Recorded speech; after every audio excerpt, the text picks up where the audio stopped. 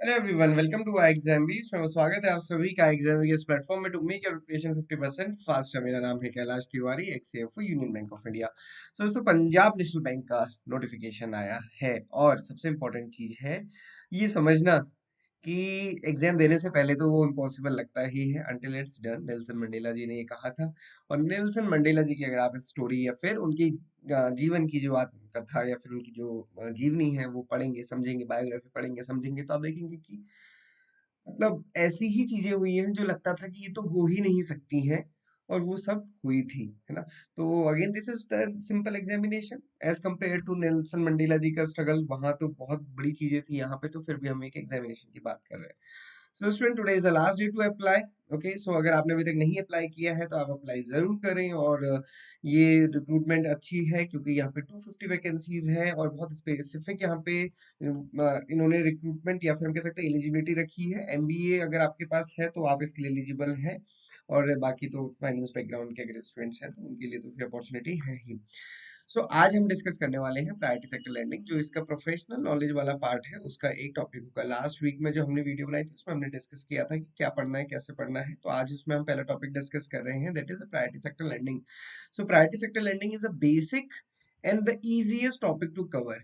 और जनरली क्या होता है, गलती हम करते हैं, हम सोचते हैं कि let us start with balance sheet, let us start with PNL, है ना, बड़े बड़े टॉपिक्स ले लेते हैं, रेशियोज वगैरह, फाइनेंशियल रेशियोज। नहीं, बट ऐसा नहीं करना है आपको। क्या करना है वो भी आप करिए, but try to cover these small topics also because they will help you to get easily 2 to 3 marks in each topic, है ना। तो प्रायोरिटी सेक्टर लैंडिंग है, एनपीए है, कुछ एक्ट्स है, तो ये आपको साथ में कवर करते हुए चलने हैं। ओके, सो प्रायोरिटी सेक्टर लैंडिंग है क्या, अब आप देख के ही समझ सकते हैं कि हमारी प्रायोरिटी क्या है। सबसे पहले हर किसी को खाना चाहिए, है ना। So farmer is the priority, agriculture is the priority. Okay, सब पढ़े सब बढ़े। So education is the priority, है ना। तो education loan is also the priority under the priority sector. Similarly, रहने के लिए घर, खाने के लिए, और ये क्या है बेसिकली वीकर सेक्शन। तो ये सारी चीजें किसमें आती है, प्रायोरिटी सेक्टर लैंडिंग में आती हैं। तो priority sector lending is not only कि हम सिर्फ एग्रीकल्चर को समझे या वीकर सेक्शन को समझे, बहुत सारी चीजें हैं। इवन एक्सपोर्ट को प्रमोट करना भी it is under the priority sector. Priority sector से हमेशा ये ना समझे कि प्रायोरिटी सेक्टर गरीब के लिए ही है। प्रायोरिटी सेक्टर मतलब जो हमारी या फिर गवर्नमेंट ऑफ इंडिया की प्रायोरिटी है। ओके, ये ध्यान रखना है। जब भी हम प्रायोरिटी सेक्टर की बात करते हैं तो सबसे पहले हम 3 फेज ऑफ इंडियन बैंकिंग समझेंगे। सबसे पहला फेज क्या था, जब बैंक खुलना शुरू हुआ था 1786 से 1969 वाला जो फेज था। 1865 में आप देखेंगे इलाहाबाद बैंक ये ओल्डेस्ट जॉइंट इंडियन बैंक था। इससे पहले और बैंक्स भी थे बट वो ब्रिटिश के थे जी। तो 1865 में Allahabad bank oldest joint Indian bank खुला। 1881 में ओध कमर्शियल बैंक था जो कि first bank by the Indian था। और उसके बाद फिर आप सभी को पता है जो अभी प्रेजेंट में भी चल रहा है, Punjab national bank by the Lala ji, ये ओपन किया गया था 1886 पे। अब आप देखिए कि ये पंजाब नेशनल बैंक की ही रिक्रूटमेंट है, और Punjab national bank was the first bank in the first phase, या फिर it is the bank from the first phase of Indian banking. Then second phase था 1969 टू 1991, जब नेशनलाइजेशन किया गया बैंक का। तो ये बड़ी कहानी है, ये बैंक तो यहाँ भी खुल गया था, यहाँ नेशनलाइजेशन की क्या जरूरत थी। तो पहले क्या था, बैंक्स नेशनलाइज नहीं थे, वो अपने हिसाब से कॉर्पोरेट या फिर हम कह सकते हैं प्राइवेट एंटिटी के रूप में काम करते थे। गवर्न इशू क्या आया, वहां पे ये मेजरली जो बैंकिंग होती थी ये किसके लिए होती थी, इंडस्ट्रीज के लिए। क्योंकि इंडस्ट्रीज को सर्व करना, या फिर हम कह सकते हैं एचएनआईज भी कह सकते हैं, या फिर वो भी कह सकते हैं कि जिनके पास पैसा है उनको ये सर्व करते थे, क्योंकि वहीं से पैसा वापस आने के भी चांसेस होते थे और उन्हीं को लोन देके उनका काम होने के भी चांसेस होते थे। सो इस वजह से क्या होता था, केवल इंडस्ट्रीज या फिर जो रिच पीपल है उन्हीं को बैंक सर्व करते थे। बट 1969 में गवर्नमेंट ने कहा कि भैया ऐसे तो काम नहीं चलेगा, क्योंकि इंडिया की जो पॉपुलेशन है वो तो मैक्सिमम पॉवर्टी लाइन में है या फिर एग्रीकल्चर में है, तो ऐसे कैसे काम चलेगा। तो फिर नेशनलाइजेशन किया गया बैंक्स का। 1969 में 14 बैंक्स को नेशनलाइज किया गया। नेशनलाइज मतलब गवर्नमेंट ऑफ इंडिया की इसमें मेजर शेयर होल्डिंग आ गई। तो जब गवर्नमेंट ऑफ इंडिया ने परचेज कर ली, तो गवर्नमेंट का हमेशा टारगेट क्या होता है, वेलफेयर। तो गवर्नमेंट ने जब वेलफेयर शुरू करना शुरू किया, बेसिकली हम कह सकते हैं नेशनलाइजेशन के साथ ही ये सारी चीजें शुरू होती हैं, और उसी के साथ कंसेप्ट आया प्राइवेट सेक्टर लेंडिंग का। और जिसको हम बोलते हैं कि this was the starting from the class banking to the mass banking.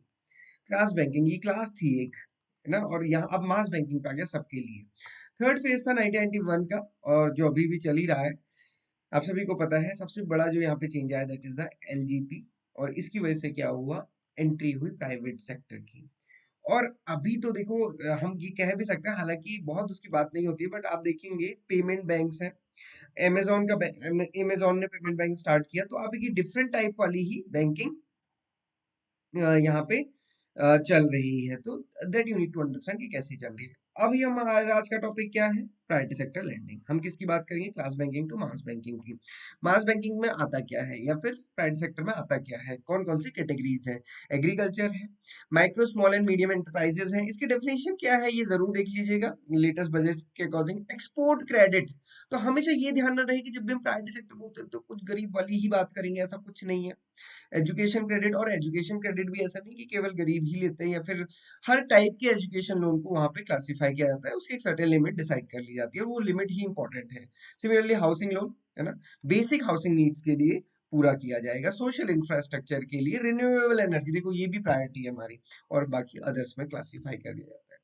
तो आज हम बेसिक बेसिक डिस्कस करेंगे, बेसिक जो टारगेट है, और इसके अलावा मैं आपको सजेस्ट करूंगा, मैंने स्टार्टिंग में ही आपको यहाँ पे लिंक प्रोवाइड किया है, इसका पीडीएफ मैं आपको प्रोवाइड कर दूंगा, तो ये लिंक पे आपको क्लिक करना है। उसमें बहुत जो एक बार आपको ये आरबीआई का जो मास्टर सर्कुलर है, इसको जरूर रेफर करना है। ओके, तो ये था प्रायोरिटी सेक्टर। अब इसमें अगर हम देखेंगे टोटल प्रायोरिटी सेक्टर क्या है, 40% of the ANBC. What is ANBC? Adjusted net bank credit, या फिर क्या होता है ये? Credit equivalent amount of off balance sheet exposure.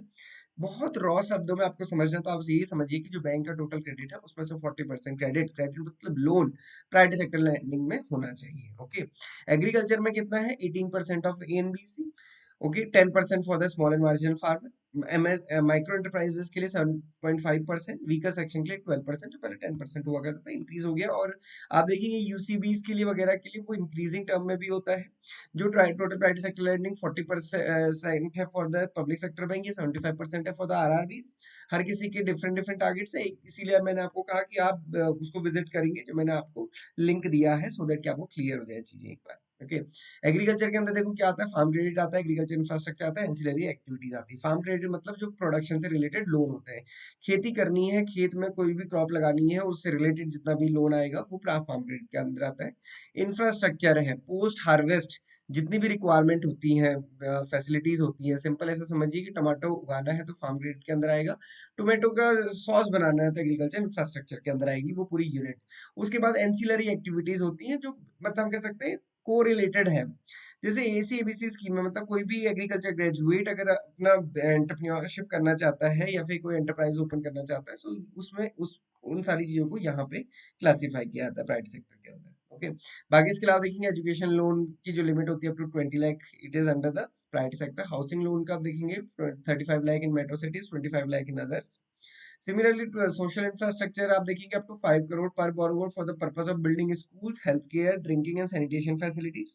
Renewable energy का कितना है? 30 crore for the purpose of solar based generation, windmills and micro hydel plates, street lightings, remote village electrification, और others में आप देखेंगे एसएचजी, जेएलजी और loan to distress person है। तो ये कैटेगराइज किया गया है। अब ये तो बहुत ब्रॉड नंबर है, इसमें थोड़े थोड़ा सब क्लासेस भी हैं। वो सब क्लासेस देखने के लिए आपको इसका जो मास्टर सर्कुलर का लिंक मैंने दिया है वो आपको विजिट करना है। एटलीस्ट ये देख के जरूर आइएगा, किसी भी बैंकिंग एग्जामिनेशन में आईबीपीएस के आप देखेंगे, और खासकर जो क्रेडिट वाले होते हैं, 2 से 3 क्वेश्चन प्राइवेट सेक्टर लेंडिंग के पूछे जाते हैं, इजी भी होते हैं, कभी कभी बहुत बिट ऐसा पूछा जाता है कि जैसे एग्रीकल्चर में ही है, एनडब्ल्यूआर जो होती है, ई नेगोशिएबल वेयरहाउस रिसीट्स, उसके लिए कितना दिया जाता है, तो वो थोड़ा सा डिफिकल्ट हो जाता है। आप अदरवाइज देखेंगे तो वीकर सेक्शन में ऐसे वो क्वेश्चन पूछ लिए जाते हैं कि distress person other than the farmers, उनको कितना लोन दिया जाता है, नॉट एक्सीडिंग डैश, है ना, इस टाइप से क्वेश्चन पूछे जाते हैं। तो ये जो 1 लाख की जितने भी टर्म्स आपको दिख रहे हैं, जितने भी अब तक हमने डिस्कस की, ये आप जरूर देखिएगा एक बार।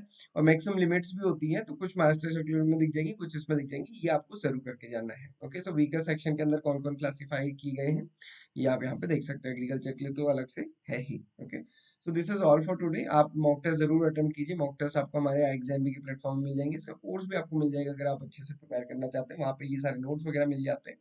सो this is all for today, बहुत अच्छे से प्रिपेयर कीजिए, किसी भी डाउट कोई क्वेश्चन के लिए आप हमें कनेक्ट कर सकते हैं। Thank you for watching this video and have a great day.